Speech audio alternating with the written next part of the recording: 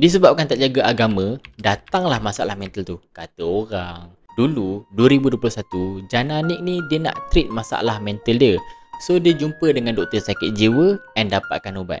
Tapi, dia realise yang orang Malaysia ni tak ambil berat sangat pun pasal masalah mental ni. So, dia decide untuk share pengalaman dia dekat IG yang dia ni didiagnose sebagai bipolar disorder. Waktu budak-budak, Jana Nik ni cuba nak dengan telan Panadol berlambak-lambak campur dengan ubat lain. Time tu umur 14 tu. Tahun depan tu pula, dia toreh tangan dia dekat depan adik dia. Dia duk dengar macam-macam jenis suara kecil dekat dalam kepala. Kadang-kadang tu 4 ke 5 kali. Walaupun dia solat, time tu pun kena juga. Tapi netizen duk kata dia macam-macam.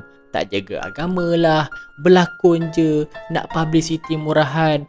Puaka betul mulut korang ni. Disebabkan mulut macam ni lah yang orang tak nak share tu. Asyik kena judge je. So, Jana Nik decide untuk rehat sat daripada media sosial and teruskan je makan ubat. Tapi tak lama lepas tu, she come out with tips-tips dan juga share rutin harian sebagai bipolar disorder. Dia share benda ni supaya at least kalau ada orang yang macam dia got an idea untuk buat apa. Which is good lah kan. So kalau you guys juga adalah salah seorang yang ada masalah sakit mental, jangan lupa untuk dapat rawatan sebab you tak kesorangan.